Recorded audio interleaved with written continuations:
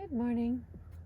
And we continue with the final piece of the managers at work from chapter 5, and then we'll have teaching next. But this is the NF manager at work. The final type of leader is called the catalyst leader because of his talent for being personal and personable. The NF leader has the capability of drawing out the best in people, and he is first and foremost people-oriented.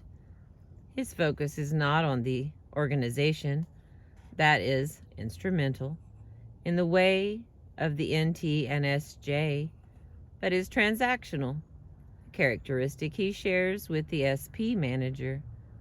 That is, his focus is on the individuals within the organization.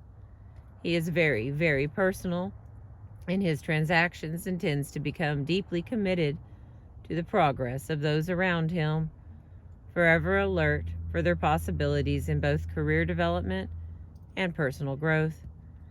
In this, he is like a chemical catalyst that, when put into a chemical mixture, acts as a reagent, catalyzing or actuating otherwise latent potentials.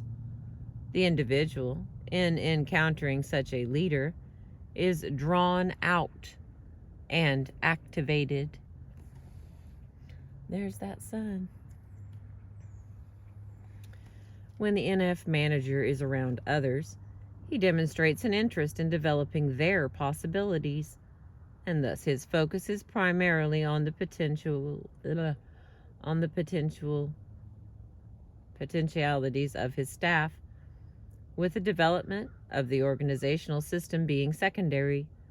The NF is the natural democratic leader and the natural participative. His forte is a smooth, people-oriented process, with documents and products of a fallout rather than a primary target. The catalyst leader is comfortable working in a democratic climate and is sympathetic to his people, generous with his willingness to listen to their troubles, and sincerely concerned with their personal problems. Sometimes the catalyst leader can find that this involvement takes too high a toll of his energy, so that he has little left for himself. The NF manager, with his verbal fluency, can be an enthusiastic spokesman for his organization. As an appreciator, he is outstanding. He is always and forever looking for and reacting to the best in others, and communicates the fact that he is seeing this goodness. The catalyst listens carefully, intently, and with an abundance of verbal and nonverbal feedback, so that the receiver is aware that he is being carefully and completely attended, and that he is valued.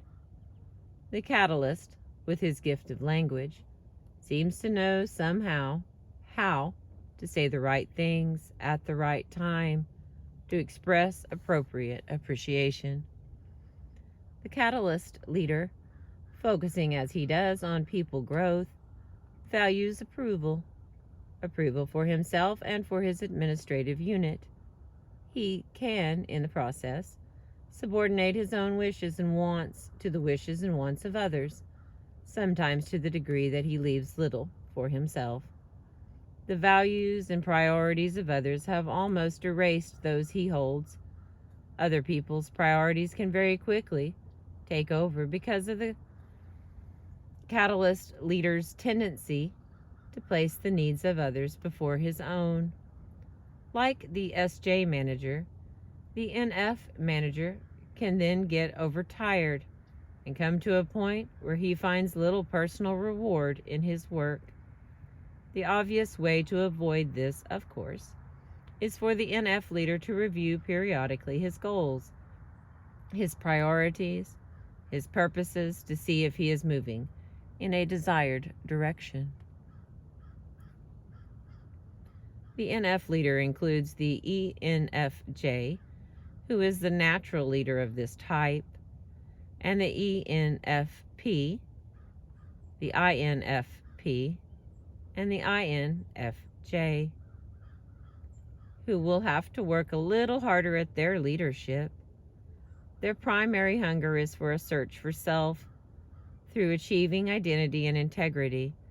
They are marked by idealism, are often charismatic, are superbly empathetic, and have a flair for dramatizing the mundane events of living into something special.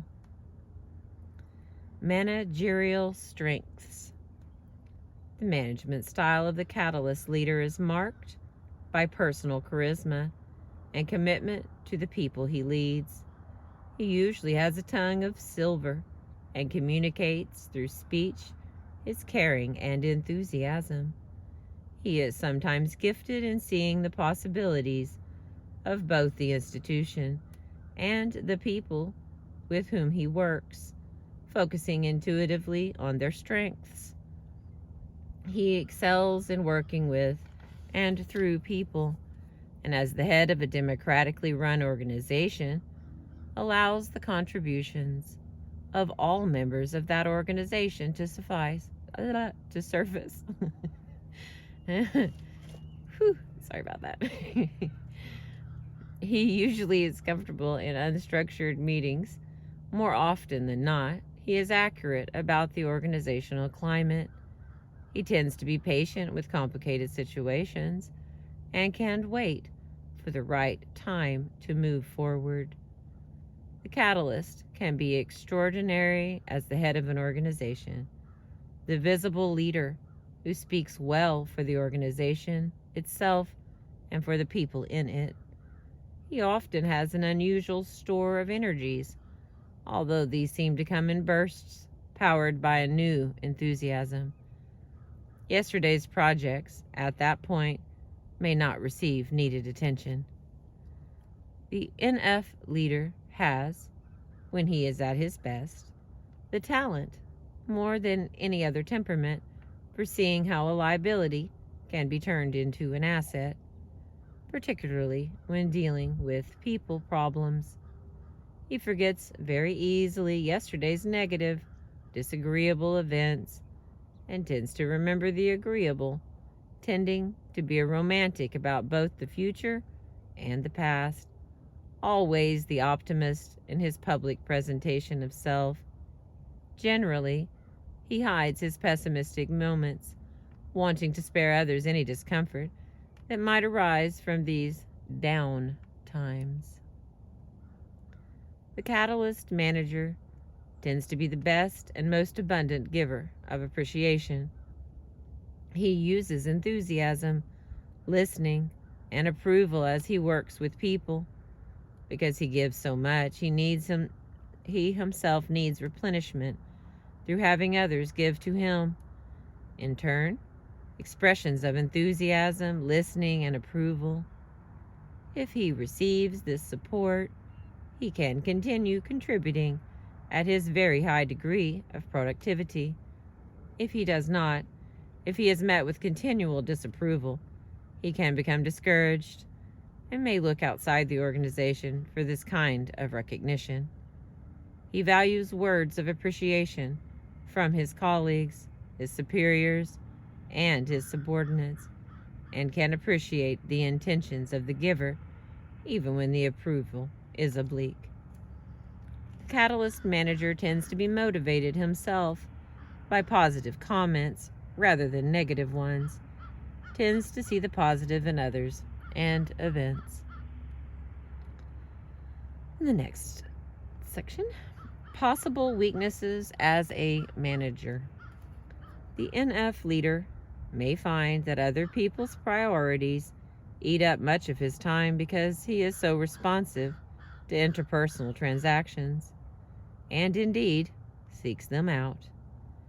The catalyst tends to be very generous with his time, even to the point of neglecting his obligations outside the organization and neglecting necessary recreational time. He sorely needs to schedule renewal time for himself if he is not to have his energies drained to the point where he is unproductive and immobilized. The catalyst manager may find himself making administrative decisions on the basis of his personal likes and dislikes, rather than on the basis of what might be best for the organization. He may also find himself torn frequently between the needs of his subordinates and the request of his superiors, as he is so sensitive to the situation of the former. He can find himself viewed as the champion of two opposing groups because he has listened to both sympathetically and has communicated understanding. Both factions conclude only too often that the NF, because of his empathetic feedback, subscribes to their position. In truth, the NF is so in tune with the feelings of others that he is vulnerable to finding himself wanting to please all of the people all of the time. If his unit is under criticism from superiors, or if things do not go well within his unit, he may too quickly lose self-confidence, internalizing what may be the failures of others as his personal failures.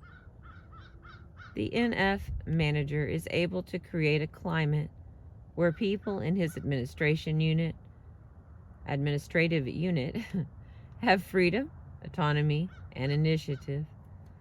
This usually causes healthy growth for the unit, but at times, as a result of this freedom, autonomy, and initiative, mandated operations do not get carried out.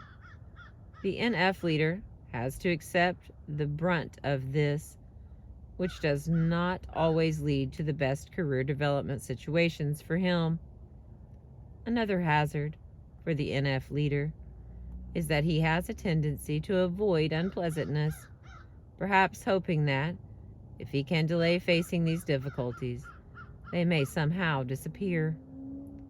Sometimes then he finds that he has taken what was a temporarily easy way out, only to find that larger problems have resulted, both institutional problems and interpersonal problems. He may find himself rescuing victims of the system, and this may lead him into conflicts with his loyalty to the institution and loyalty to individuals in the system. In spite of his best efforts to avoid this, the NF manager may find himself creating dependency relationships. Others will tend to lean on him for support, seek direction, perhaps unduly, and generally drain his energies by bids for attention. Usually the catalyst will be at a loss as to how this happens, and mystified how to prevent the situation from developing again and again with a variety of people. The next little paragraphs are characteristic ways of dealing with colleagues. The catalyst leader relates well and is popular with his colleagues. He hungers for personal contacts and goes out of his way to seek these, especially the extroverted NF. He is sociable and enjoys being with his staff, whether socializing or working. He touches base frequently with his staff and knows a great deal about their problems, their feelings, and their pleasures. He tends to seek close interpersonal relationships with his colleagues and find his work a source of social satisfaction, as well as a place to be productive in work. And the next part, contribution in a management team. The catalyst leader will add a personalized, people-centered point of view to a management team and can speak to the social consequences of a ploy in a way other types may not. If an organization does not have an NF leader on a team, members of the organization may find the environment cold, sterile, inhuman, joyless, dull, and complain about the absence of companionship. Esprit de corps may be low and enthusiasm minimal. Although excellent data systems may exist, the people in the system may not be used as effectively as they might. Many a troubled water can be stilled when a catalyst is present to pour on the necessary oils. The catalyst is outstanding in public relations, is excellent as spokesman for an organization, for he has the facility of communicating his enthusiasm. He works well with all types of people and can sell an organization to its clients. The people who work with him usually feel good about the organization and about their place in it. If the catalyst is given freedom to create and to manage, he can move. Conversely, if he has too many standard operating procedures to follow, he may become frustrated. Those around the catalyst may tend to be loyal to him personally, at times at the expense of seeing organizational needs, priorities, and issues. On a management team, other team members are apt to enjoy working with the NF and find him supportive and attentive to their points of view. He has the characteristic, as does the SP, of being able to make business a pleasure. Each style of leadership has its own unique contribution to make to the working situation. SJs lend stability and confidence. SPs make excellent problem solvers and lend excitement. NTs provide vision and theoretical models for change. NFs lubricate the interpersonal fabric of an organization and can predict the social consequences of the NT's theoretical models. Knowing one's own management style is essential if strengths are to be used productively. But leadership style is only half the interaction. Follower style represents a critical dimension in the effectiveness of a leader. This has been described in details in Chapter 2, in terms of the 4 styles, and in the portraits of the 16 types. Some additional considerations might be useful at this point, however. Excuse me. We shall discuss the observations of Seelan from 1976, who has analyzed the constraints to change inherent in each of the 4 styles and has suggested strategies for winning the support for change from each of the 4 styles.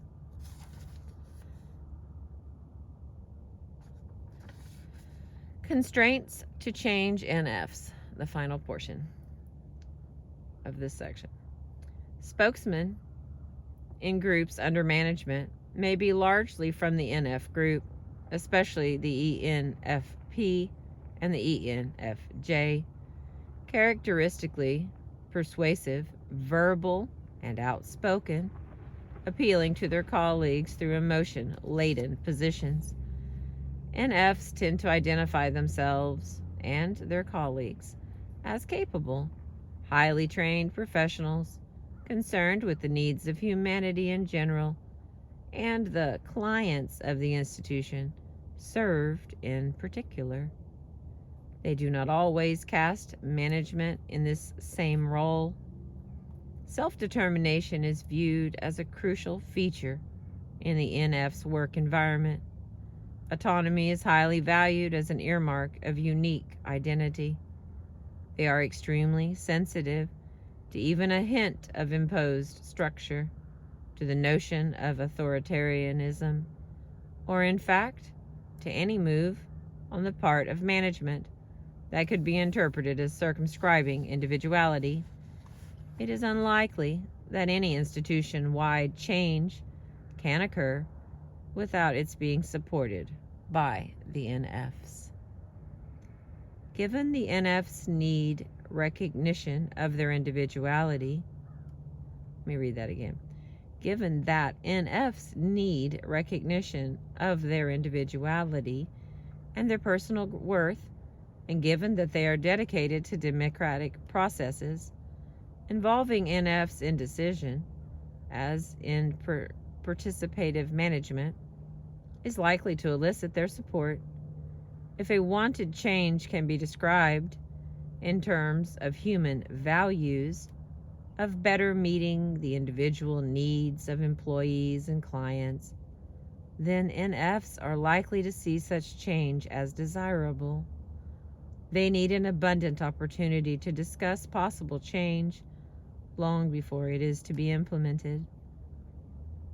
Change for NFs should never be sudden, but be implemented slowly.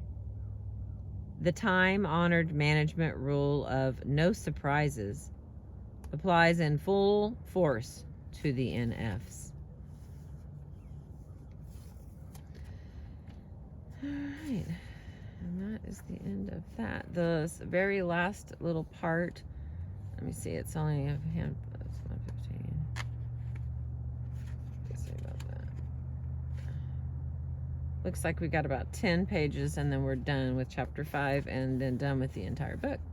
The next part will be Temperament in Teaching. I've been reading to you from the book by David Kiersey and Marilyn Bates titled Please Understand Me, Character and Temperament Types. Thank you for catching the sunrise with me this morning. I appreciate you.